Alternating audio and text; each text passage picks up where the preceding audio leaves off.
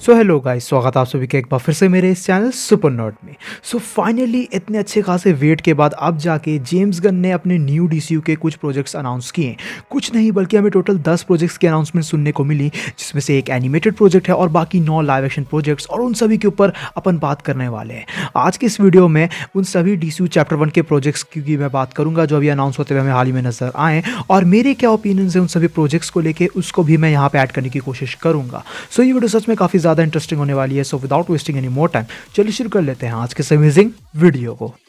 सबसे पहले जो चीज़ ध्यान देने वाली है वो ये है कि डीसीयू का ये जो फर्स्ट चैप्टर है इसे नाम दिया गया है गॉड्स एंड मॉन्स्टर्स, और जितने भी प्रोजेक्ट्स अनाउंस हुए हैं वो इसे जस्टिफाई भी करते हैं। उस बेसिस से अगर देखा जाए तो ये याद रखना कि यहाँ पे मैं जितने भी प्रोजेक्ट्स की बात करूँगा जो अनाउंस हुए हैं वो चैप्टर 1 के सारे प्रोजेक्ट्स नहीं हैं। चैप्टर 1 का हमें एक सेपरेट पोर्शन देखने को अभी मिला है, और भी जो है आगे अनाउंसमेंट हमें देखने को मिलेगी, because there is still a lot of time. सबसे पहला प्रोजेक्ट जो निकल के आता है वो है क्रिएचर कमांडोज, जो कह सकते हो कि अभी फिलहाल तो हमें इकलौता एनिमेटेड प्रोजेक्ट अनाउंस होते हुए नजर आया है, जहां ये एक एनिमेटेड टीवी शो होने वाला है क्रिएचर कमांडोज के ऊपर। क्रिएचर कमांडोज कौन है? तो ये हमें कह सकते हो कि मॉन्स्टर्स और सुपरनैचुरल कैरेक्टर्स की एक टीम देखने को मिली थी जो वर्ल्ड वॉर 2 के टाइम पे एक्टिव रहती है, और उस बेसिस से अगर देखा जाए तो इसके काफ़ी ज़्यादा चांसेस हैं कि वर्ल्ड वॉर 2 के टाइम पे ही सेट रहे इसका एनिमेटेड शो भी, जहाँ मोस्ट ऑफ द कैरेक्टर्स कह सकते हो कि हमें एक्शन में नजर आए, और आगे चल के ये शो आगे चल के प्रोबेबली डीसीयू के मेन टाइमलाइन से भी कनेक्ट होते हुए नजर आ सकता है, क्योंकि ये ऑलरेडी डीसीयू के चैप्टर 1 का पार्ट है, जहां इसके कुछ कैरेक्टर्स फिर लाइव एक्शन में भी हमें देखने को प्रोबेबली मिलेंगे according to James Gunn. Next जो प्रोजेक्ट अनाउंस हुआ वो है अमांडा वॉलर का एक लाइव एक्शन टीवी शो। अब यहाँ से जितने भी मैं प्रोजेक्ट्स की बात करूँगा वो एक्चुअल में लाइव एक्शन निकल के आते हैं, तो अब यहाँ पे कोई भी एनिमेटेड प्रोजेक्ट तुम्हें देखने को नहीं मिलेगा जो डीसीयू के अंदर एग्जिस्ट करेगा। तो डीसीयू चैप्टर 1 के अंदर हमें अमांडा वॉलर का एक टीवी शो देखने को मिलेगा, जिसे ऑपरेट कर रहे हैं डूम पेट्रोल और वॉचमैन के क्रिएटर्स, जो काफ़ी स्पेशल चीज़ निकल के आती है क्योंकि वो दोनों ही शो काफ़ी ज़्यादा औसम थे। और उस बेसिस से अगर देखा जाए तो अमांडा वॉलर को लेकर पर्सनली मैं तो उतना ज़्यादा एक्साइटेड नहीं हूँ, बट अगर तुम इसे ध्यान से सोचोगे तो ये शो काफ़ी स्पेशल हो सकता है, क्योंकि डीसी के काफ़ी सारे कैरेक्टर्स टास्क फोर्स एक्स से बिलोंग करते हैं, और उन कैरेक्टर्स को इस कह सकते हो कि टीवी शो के थ्रू इंट्रोड्यूस कराया जा सकता है। साथ ही साथ अमांडा वॉलर का ये जो टीवी शो है ये पीसमेकर सीजन 2 से जाके कह सकते हो कि कैचअप करेगा डायरेक्टली, तो वो एक इंपॉर्टेंट चीज़ निकल के आती है। नेक्स्ट जो कह सकते हो कि प्रोजेक्ट अनाउंस हुआ वो बहुत ही ज़्यादा स्पेशल है, वो है सुपरमैन लेगेसी, यानी कि सुपरमैन की जो पहली मूवी हमें देखने को मिलेगी डीसीयू चैप्टर 1 के अंदर, वो सुपरमैन लेगेसी उसे नाम दिया गया है, और इसका रिलीज डेट भी हमें मिला है जो है 11 जुलाई 2025, यानी कि अभी अच्छा खासा टाइम है ऑब्वियसली। अब प्रॉबेबली हमें तो कुछ भी आइडिया नहीं है इस मूवी से रिलेटेड, इतना पता है कि इस मूवी के अंदर हमें एक यंग सुपरमैन देखने को मिलेगा, बट इस प्रोजेक्ट को अनाउंस करते हुए जो है ग्रांट मॉरिसन की जो ऑल स्टार सुपरमैन स्टोरी है, जो मेरे हिसाब से सुपरमैन की सबसे बेस्ट रिटन स्टोरी निकल के आती है, उसके कह सकते हो कि पोस्टर्स शो किए गए, तो इसके काफ़ी ज़्यादा चांसेस हैं कि ग्रांट मॉरिसन से रिलेटेड कह सकते हो ये जो स्टोरी हमें पर्टिकुलरली देखने को मिली थी उससे ही इंस्पायर्ड सुपरमैन लेगेसी मूवी को बनाया जाए, जो चीज़ काफ़ी ज़्यादा मुझे तो एक्साइटेड बनाती है इस मूवी के लिए, और तुम में से भी मैक्सिमम लोग सुपरमैन लेगेसी को लेकर काफ़ी ज़्यादा एक्साइटेड हो गई।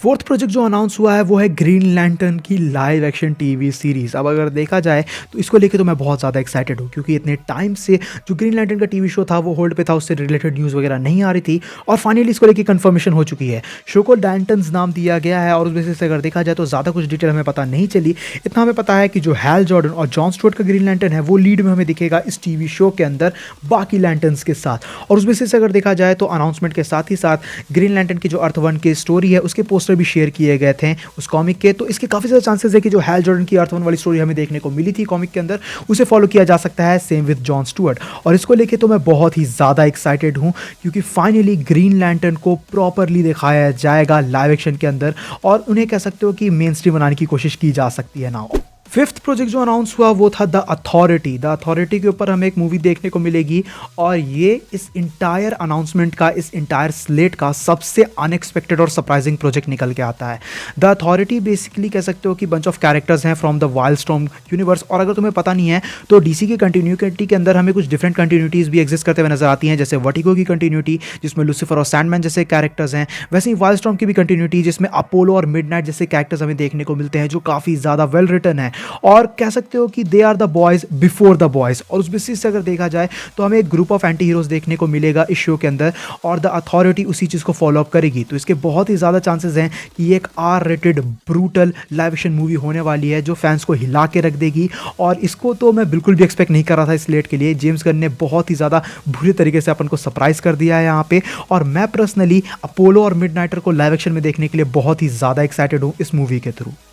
नेक्स्ट प्रोजेक्ट जो अनाउंस हुआ वो है पैराडाइज लॉस्ट, जो एक टीवी शो के तौर पे हमें देखने को मिलेगा डीसीयू के अंदर, जो बेसिकली बेस्ड होने वाला है वंडर वुमन के होम थेमिस्केरा के ऊपर और थेमिस्केरा के वॉरियर्स के ऊपर। अब अगर देखा जाए तो जेम्स गन ने इसे कंपेयर किया है गेम ऑफ थ्रोन से, और थोड़ी थोड़ी सिमिलर वाइब हमें देखने को मिलेगी इस शो के अंदर, वो चीज़ बताई गई है। अब जिस पैराडाइज लॉस्ट से मैं फेमिलियर हूँ वो जस्टिस लीग के एनिमेटेड शो का एक पर्टिकुलर एपिसोड निकल के आता है जहाँ वंडर वुमन थेमिस्केरा लौटती है सुपरमैन के सजेस्ट करने के बाद, जिसके बाद उसे पता चलता है कि थेमिस्केरा में पूरी तरीके से वॉर वगैरह चल रही है और थेमिस्केरा पूरी तरीके से रियून हो चुका है। अब इसके काफ़ी ज़्यादा चांसेस हैं कि ये जो पैराडाइज लॉस्ट हमें टीवी शो देखने को मिलेगा वो इससे बिल्कुल डिफरेंट हो सकता है, और इसके चांसेस हैं कि हमें वंडर वुमन देखने को ना मिले इस शो के अंदर। बट ओवरऑल अगर देखा जाए तो मेरी पर्सनली ज़्यादा एक्साइटमेंट तो नहीं है इस शो से रिलेटेड, ऑल्दो जब आगे चल के इससे रिलेटेड और चीज़ें हमें पता चलेंगी तो प्रोबेबली इससे रिलेटेड मेरे व्यूज़ चेंज हो सकते हैं। फिलहाल तो मैं उतना ज़्यादा एक्साइटेड नहीं हूँ पर्टिकुलरली पैराडाइज लॉस्ट को लेके। इसके बाद जो नेक्स्ट प्रोजेक्ट अनाउंस हुआ वो बहुत ही ज़्यादा स्पेशल निकल के आता है, जो है the brave and the bold, जो हमें एक मूवी देखने को मिलेगी जो डीसीयू के चैप्टर 1 के अंदर बैटमैन और डेमियन वेन को इंट्रोड्यूस करेगी। अब ये लोग बेसिकली डीसी के एनिमेटेड यूनिवर्स को एक तरीके से फॉलो अप कर रहे हैं यहाँ पे, जहाँ फ्लैश पॉइंट के बाद बैटमैन को सोलो मूवी ना देके बैटमैन और रॉबिन दोनों को सोलो मूवी दी गई थी और उनके यहाँ बिल्डअप किया गया था। वही सेम चीज़ हमें यहाँ भी देखने को मिलेगी, जहाँ जेम्स गन ने हिंट किया है कि ये जो स्टोरी होगी वो बेसिकली ग्रांट मॉरिसन की कॉमिक के ऊपर ही बेसिकली बेस्ड है और काफ़ी ज़्यादा इंस्पायर्ड है, जहाँ बैटमैन और डेमियन वेन की हमें स्टोरी देखने को मिलेगी, जो चीज़ बहुत ही ज़्यादा अमेजिंग निकल के आती है। ऑब्वियसली ये रॉबर्ट पैटिंसन के बैटमैन के साथ टाई अप नहीं करेगी, ये that's literally a different thing, और उस बेसिस से अगर देखा जाए तो the brave and the bold के लिए मैं बहुत ही ज़्यादा एक्साइटेड हूँ। उससे हमें ये चीज़ भी हिंट मिल जाती है कि अगर डेमियन वेन को डायरेक्टली इंट्रोड्यूस कराया जा रहा है तो आगे चल के फ्यूचर में हमें नाइट विंग की डायरेक्टली एक मूवी देखने को मिल सकती है। इसके बाद बूस्टर गोल्ड का भी एक टीवी शो अनाउंस हुआ जो बहुत ही ज़्यादा अमेजिंग रहा, क्योंकि अगर देखा जाए तो मैंने तो एक्सपेक्ट किया ही था कि कहीं ना कहीं बूस्टर गोल्ड से रिलेटेड एक प्रोजेक्ट हमें देखने को मिल सकता है, और वो चीज़ एक्चुअल में सच होते हुए नजर आती है। यहाँ पे बूस्टर गोल्ड एक टाइम ट्रैवलिंग कैरेक्टर है और इससे हमें ये पता चलता है कि द फ्लैश के अंदर तो टाइम ट्रैवल देखने को मिलेगा ही, लेकिन उसके बाद बूस्टर गोल्ड के थ्रू हमें टाइम ट्रैवल को काफ़ी अच्छे तरीके से और अच्छे तरीके से कह सकते हो कि दिखाया जाएगा डीसीयू के अंदर। और प्रोबेबली ये जो टीवी शो है वो ब्लू बीटल के प्रोजेक्ट के साथ भी टाई अप कर सकता है, क्योंकि कहीं ना कहीं ब्लू बीटल डीसीयू का न्यू डीसीयू का पार्ट हो सकता है। तो उस बेसिस से अगर देखा जाए तो बूस्टर गोल्ड के लिए तो हर कोई एक्साइटेड होगा ही जो इस कैरेक्टर से फेमिलियर है। जो 9th प्रोजेक्ट हमें देखने को मिला इसके बाद वो काफ़ी सरप्राइजिंग निकल के आता है, जो है सुपरगर्ल वुमन ऑफ टुमारो। ये हमें एक लाइव एक्शन मूवी देखने को मिलने वाली है जो बेस्ड होगी टॉम कीन के सिमिलर कह सकते हो कि टाइटल वाले कॉमिक के ऊपर, जो हमें हाल फिलहाल में देखने को मिली थी। अब मैंने सुपरगर्ल की वो कॉमिक तो पढ़ी नहीं है तो मुझे एक्जैक्टली पता नहीं है कि उस स्टोरी के अंदर होता क्या है, बट प्रोबेबली हमें कह सकते हो कि थोड़ा सिमिलर टाइप का ही बिल्डअप देखने को मिलेगा। अब जो चीज़ सरप्राइजिंग निकल के आती है वो ये है कि वंडर वुमन के ऊपर कोई भी कंफर्मेशन ना करते हुए हमें डायरेक्टली सुपरगर्ल से इंट्रोड्यूस कराया जा रहा है डीसीयू के चैप्टर 1 के अंदर, जो चीज़ कह सकते हो कि एक बोल्ड मूव हो सकता है। नेदरलेस सुपरगर्ल एक काफ़ी अमेजिंग कैरेक्टर है, इसलिए मैं तो इसे ईजिली एक्सेप्ट करता हूं और मैं ये देखना चाहूँगा कि किस तरीके से सुपरगर्ल को ये लोग फर्स्ट चैप्टर के अंदर स्टैंड आउट कराते हैं, while we already have Superman to build up. इसके बाद अगर देखा जाए तो जो लास्ट प्रोजेक्ट निकल के आता है वो है स्वॉर्म थिंग की लाइव एक्शन मूवी, और वो चीज़ के साथ उस मूवी के साथ कह सकते हो कि यहाँ पे अनाउंसमेंट खत्म होते हुए हमें नजर आई ना। अगर देखा जाए तो स्वॉर्म थिंग से रिलेटेड हमें ज़्यादा कुछ बताया नहीं गया है, इतना बताया गया है कि ये मूवी बिल्कुल भी डीसीयू के मेन टाइमलाइन से कनेक्टेड फील नहीं होगी, क्योंकि एक डिफरेंट ही कॉन्सेप्ट को ला के लाएगी। यानी कि ऑब्वियसली गॉड्स एंड मॉन्स्टर्स की बात हो रही है तो एक पर्टिकुलर मॉन्स्टर को जो ग्रीन लाइफ है उसे दिखाने के लिए स्वॉर्म थिंग की मूवी होना ज़रूरी है, बट इवेंचुअली आगे चल के ये टाई अप होते हुए हमें नजर आएगी बहुत ही प्रॉपरली कह सकते हो कि मेन डीसीयू से। उससे हमें ये हिंट मिल जाता है कि कहीं ना कहीं स्वॉर्म थिंग के आने की वजह से हमें जस्टिस लीग डार्क भी देखने को मिलेगी, और उस बेसिस से अगर देखा जाए तो स्वॉर्म थिंग की अनाउंसमेंट भी मेरे लिए काफ़ी ज़्यादा सरप्राइजिंग थी। मैं एक्सपेक्ट तो बिल्कुल नहीं कर रहा था, तो मैं तो काफ़ी ज़्यादा एक्साइटेड हूँ। इन सब के हिसाब से अगर देखा जाए तो इन दी एंड हमें ये पता चल जाता है कि डीसीयू का ये जो नया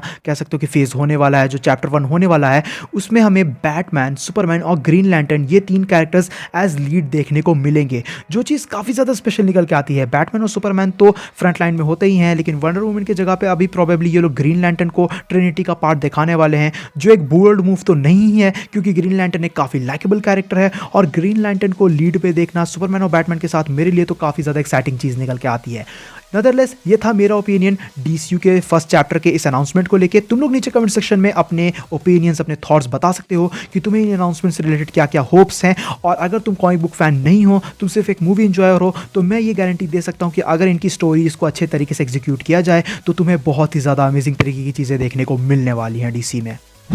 सो गाइज ये थी वीडियो मेरे ओपिनियंस को लेके on the new slate of DCU chapter 1 gods and monster. बाकी अगर तुम्हें वीडियो पसंद आई तो इस वीडियो को अपना थम्स अप देना, अपने दोस्तों के साथ शेयर करना। चैनल पे कहीं से भी अगर नए आए हो तो चैनल को जरूर से सब्सक्राइब भी कर लेना। मेरे इंस्टाग्राम और एनीमे चैनल का भी लिंक तुमको नीचे डिस्क्रिप्शन में ही मिल जाएगा। तुम इंटरेस्टेड हो तो मुझे वहां पर भी चेकआउट कर सकते हो। मैं मिलता हूँ तुमसे ऐसे किसी नेक्स्ट वीडियो में। Till then bye, stay tune, stay awesome.